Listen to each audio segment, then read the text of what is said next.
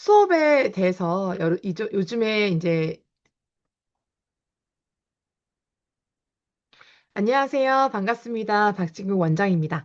오늘은요, AI의 부정행위와 무너진 교실, 그리고 이제는 평가의 판이 뒤집어야 한다는 내용으로 영상을 준비했습니다. 사실 요즘에요, AI 인공지능이 발달하면서 수업 시간에 제가 신문을 봤는데요.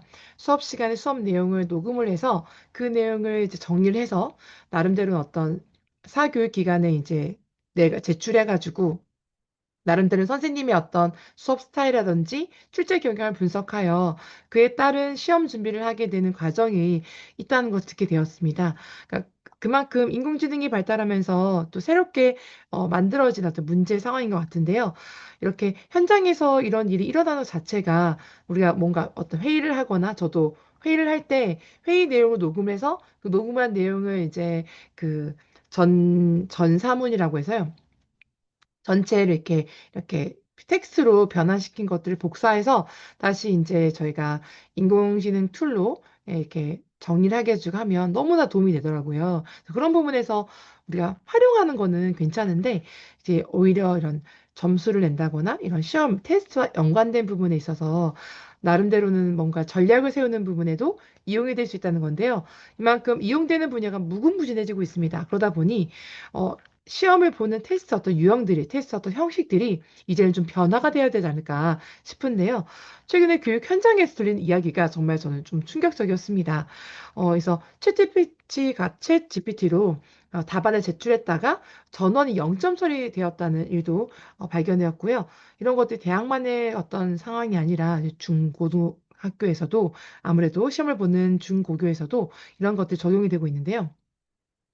선생님이 수업을 녹음해서 클로버 노트 같은 것도 녹음해가지고 텍스트화해서 학원에서 이를 분석해서 출제 경향을 파악해서 시험 대비 전략으로 짜게 되고요.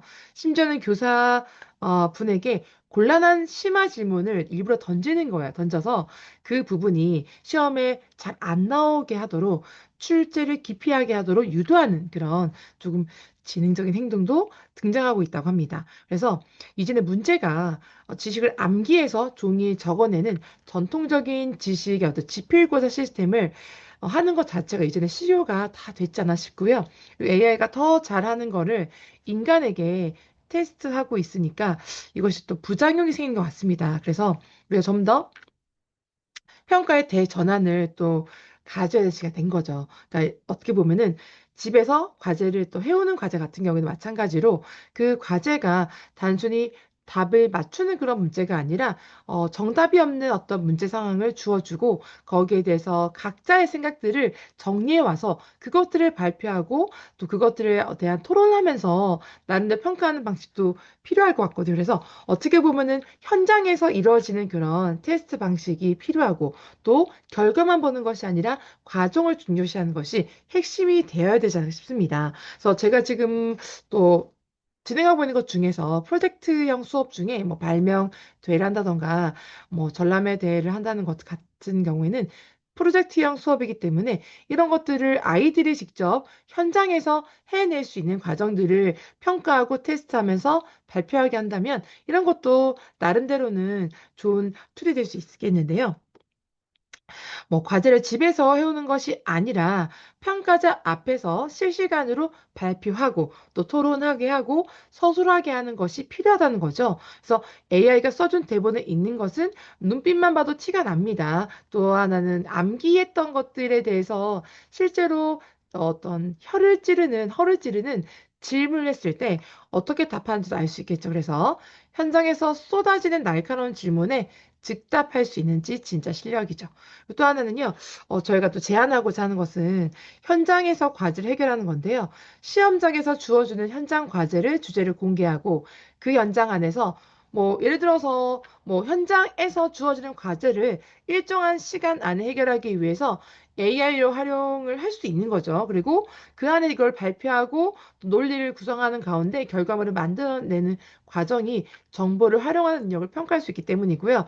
또 하나 정답이 있는 문제가 아니라 학교의 어떤 문제들을 예를 들어서 학교에 쓰레기가 지금 쌓이고 있는데 이 쓰레기를 어떻게 해결하면 좋겠습니까? 현장에서 지금 학교에서 생활한 아이들 누구나 경험하고 있는 문제들을 하나의 주제로 던져주고 그 주제를 어떻게 해결할 것인지에 대한 열린 문제를 주는 것이죠. 그래서 어떻게 이 문제 해결하기 위해서 기획할 것이고 또 어떻게 탐구할 것이고 또 이것을 또 문제를 해결하기 위해서 필요한 어떤 상황들을 어떻게 진행할 것인지 또 어떤 물건을 제작해야 된다면 어떻게 만들어야 될 것인지 이런 모든 과정들을 정리해서 현장에서 발표하게 하는 것입니다. 이런 것들은 실제로 그 아이들 가지고 역량을 알 수 있고요.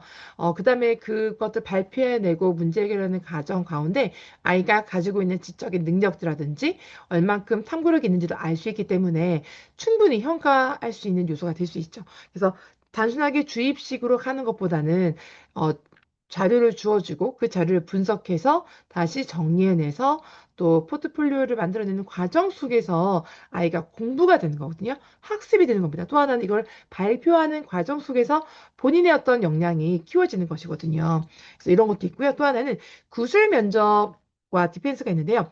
뭐 대학에서 논문을 심사하는 것처럼 학생이 쓴 답안에 대해서 왜 이렇게 생각했는지라고 물어보면서 다양한 질문을 통해서 그 질문에 대해서 어떻게 방어하게 하는 것에 대해서 답변하는 건데요. 사실 이런 것들은 대신 해줄 수가 없죠. 현장에서 하는 것이기 때문에. 그래서 대필도 불가하고 또 대신 발표도 할 수 없기 때문이죠. 그래서 현장에서 직접 해내는 것들, 그것들을 평가하는 것들이 많이 중요해졌기 때문에 학교에서도 이런 평가 방식이 변화가 되긴 하지만 이런 변화가 돼야 되는 걸 알지만 현장 상황에 있어서는 그런 것들을 바로 도입하기가 쉽지 않죠. 그래서 이런 부분에 대해서 어떻게 해결할지에 대해서 조금 더 함께 토론하고 해결해야 될 부분이 되겠습니다.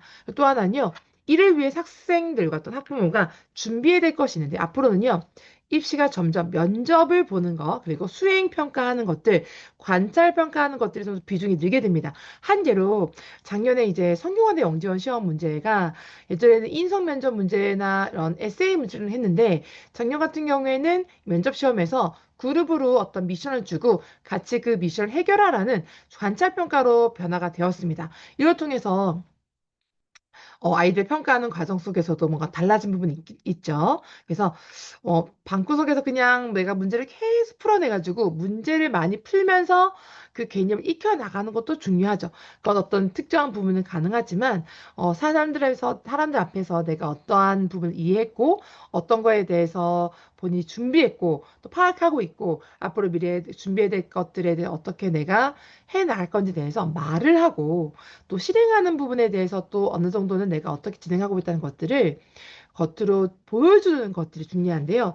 행동하는 거 중요합니다. 그래서 텍스트로 쓴 것들을 발표하는 거 중요하지만 그 텍스트로 쓰기 전에 어떤 행동을 했는지, 어떤 준비를 했는지, 어떤 포트폴리오를 만들어 냈는지에 대해서 그런 부분도 어떤 증빙 자료 남겨서 진행해야 되는 거죠. 또 하나는요. 탐구력과 창의적 문제 해결력을 가지고 진행해야 되는데요. 이것들은요. AI 시대 인간이 증명하는 유일한 무기가 될 수 있거든요. 그래서 직접 탐구하고 실험하고 분석하는 것들을 포트폴리오화해서 발표해내는 것이고 그런 탐구하고 실험하는 것들을 직접 현장에서 하게 하는 것이고요. 만약 장기적으로 해야 된다면 장기 프로젝트로 진행하는 과정 속에서도 뭐 영상으로 남기든지 직접 하는 과정들을 영상으로 남기거나 사진으로 남기거나 이런 모드를 포함해서 장기적으로 이 진행 과정들을 평가하는 것들을 한다 보면 아이들이 학생들이 직접 해야 되기 때문에 훨씬 더 역량이 길러지고 또 인공지능 시대에 필요한 어떤 테스트가 되지 않을까 싶습니다. 실제로 탐구하는 과정 가운데 책도 많이 읽어야 되고요. 검색도 많이 해야 되고요. 실험하면서 분석하면서 일어났던 문제들을 훨씬 더 많이 이렇게 다 진행할 수 있겠죠. 그래서 이런 모든 과정 가운데 하나님께서 이끌어 주실 수 믿습니다. 또 하나는요. 우리가 이런 평가들을 그냥 바라보는 것이 아니라 새롭게 우리가 이렇게 제안하자, 해보자는 것도 중요하거든요. 그래서 저도 이렇게 영상을 통해서 제안 드리는 거거든요. 프로젝트성 평가를 통해서 아이들을 장기적으로 관찰하고 잠재력을 끌어내는 것이 필요하다는 것이고요. 시간이 워낙 부족하고 아이들이 할 것이 많기 때문에 장기적으로 관찰하고 평가하는 거 쉽지 않습니다. 그래서 그런 것들 하는 곳이 바로 영재교육원에서 그런 진행을 하고 있기 때문에 만약에 이런 평가 방식에서 공교육에서 바로 변화되는 게 어렵다면은 아이들의 잠재력을 길러주고 또 특별하게 그 교육을 통해서 또 역량을 키워야 되는 그런 아이들은 선발을 통해서 교육하고 있는 영재교육을 통해서 대체하는 효과가 있습니다. 그래서 저는요 영재교육원이 꼭 특수한 어떤 특별한 친구들만 가는 곳이 아니라 상위 30% 이내에 드는 친구들도 도전해서 좀 이런 교육들을 받아보고 최대한 다양한 어떤 관심 분야에서 또 자기가 꽂히는 분야에서 공부를 하고 학습하면서 그 자기의 잠재력을 끌어낼 수 있으면 좋겠습니다. 이런 모든 과정들이 하나하나 차근차근 이어지면 좋겠고요. 그래서 제가 우리 아이들에게 영재교육원을 많이 추천하고 있습니다. 어, 마찬가지로 이 모든 것들이 여러 가지가 있겠는데요. 뭐 시험 점수만 가지고는 다 알 수 없잖아요. 그래서 일단 제가 제안하는 방식은 현장에서 실시간 평가하는 것이고요.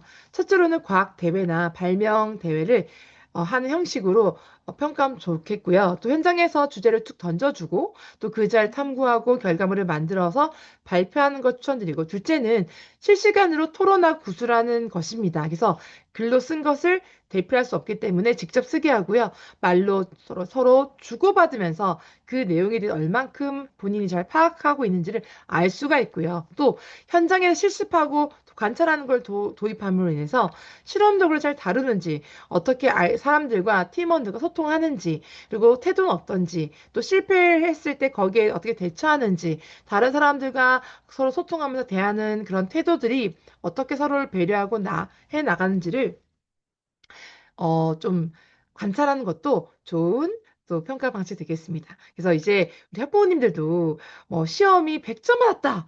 이게 그 아이들 모든 어떤 역량을 다 대변할 수가 없습니다.